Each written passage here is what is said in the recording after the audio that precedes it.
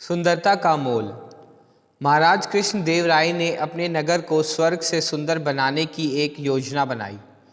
देश विदेश से कलाकार, शिल्पी और माली बुलवाए। उन्होंने नगर में सुंदर महल, मनोहारी बगीचे तथा विशाल मंदिरों का निर्माण कराया। उन्होंने अपने मंत्री को आदेश दिया कि नगर को सुंदर से सुंदर बनाने में कोई कसर नहीं छोड़ी जाए। हुआ भी ऐसा ही।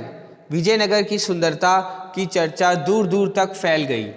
बाहर से सैलानियों के झुंड उसकी सुंदरता को देखने के लिए वहां आने लगे। वे लोग नगर की सुंदरता का बखान करते तो महाराज कृष्णदेव राय फूले ना समाते।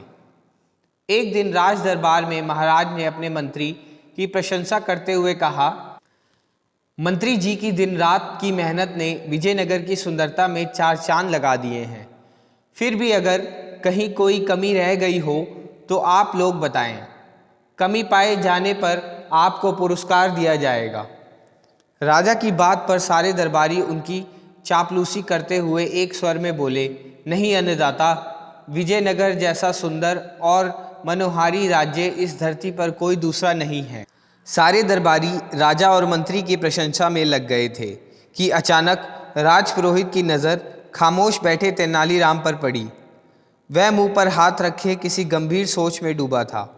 उसे इस तरह गुमसुम देखकर राजपुरोहित ने उस पर व्यंग्य करते हुए महाराज से कहा, महाराज, शायद तेनालीराम को विजयनगर की सुंदरता पसंद नहीं आई, इसलिए वह ऐसे बैठे हैं जैसे इन्हें कोई सांप सूंघ गया हो। राजपुरोहित की इस बात से महाराज कृष्णदेव राय भी चौंके। उन्होंने तेनालीराम से पूछा, क्या बात है तेनालीराम, तुम्हें विजयनगर का सजना संवरना अच्छा नहीं लगा क्या? यह बात नहीं है महाराज, तेनालीराम ने मौन तोड़ा और कहा, विजयनगर वास्तव में बहुत सुंदर है। उसकी प्रशंसा जितनी की जाए कम है। मगर क्या तेनालीराम? राजा ने उसकी बात काट कर पूछा। किंतु तेनालीराम चुप रहा।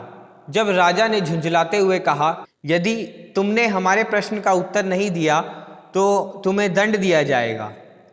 इस बात पर दरबारी यह सोचकर खुशी से उछलने लगे कि आज फंसा है तेनालीराम, अब तो महाराज इसे कोई ना कोई दंड अवश्य देंगे।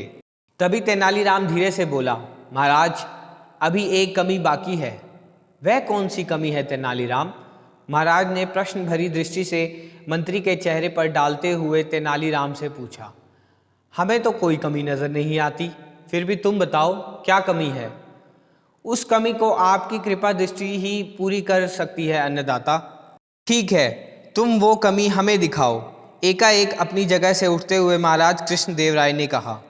लेकिन इस बात का ध्यान रहे कि यदि तुम वो कमी हमें नहीं दिखा सके तो इस गुस्ताखी के लिए तुम्हें प्राण दंड मिलेगा। तेनालीराम बिना कोई उत्तर दिए राजा और दरबारियों के साथ लेकर कमी दिखाने के लिए चल पड़ा। इस बात से सभी दरबारी चकित थे कि इतने सुंदर विजयनगर में ऐसी कौन सी कमी रह गई है जिसके लिए तेनालीराम प्राण दंड भोगने के लिए भी तैयार है। अक्सर ऐसा होता था कि जब महाराज कृष्णदेव राय नगर भ्रमण को निकलते थे तो सड़क के दोनों ओर प्रजा खड़ी होकर उनकी जय जयकार करती थी, उन पर फूलों की वर्षा करती थी। लेकिन इस बार ना कोई प्रजा थी, ना जय जयकार हुई और ना फूलों की वर्षा। यह देखकर महाराज को बड़ा अजीब सा लगा।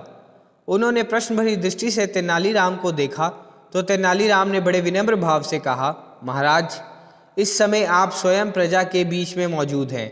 आपको जो पूछना हो स्वयं प्रजा से पूछिए, वही आपके प्रश्नों का उत्तर देगी। तब महाराज कृष्णदेव राय ने घोड़े से उतरकर प्रजा से स्वयं पूछताछ की तो उन्हें पता चला कि विजयनगर को सुंदर बनाने के लिए मंत्री ने प्रजा पर नए कर लगा दिए हैं, जिससे आम नागरिक को 2 वक्त की रोटी जुटाना मुश्किल हो गया है। इस बात से राजा कृष्णदेव राय को धक्का सा लगा। वहीं कुछ दूरी पर कारीगरों के डेरे थे। वह वहां पहुंचकर और दुखी हो गए। वहां चारों ओर गंदगी फैली हुई थी। पानी की निकासी का कोई प्रबंध नहीं था, ना पीने के पानी का कोई इंतज़ाम था।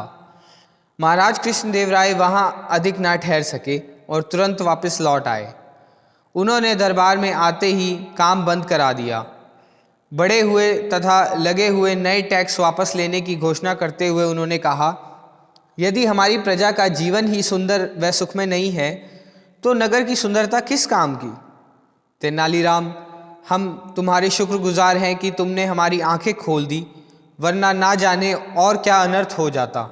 उस दिन से उनकी दृष्टि में तेनालीराम का महत्व और बढ़ गया। मंत्री की कारगुजारियों से वह बहुत दुखी हुए। उनका मंत्री पर से विश्वास उठ गया।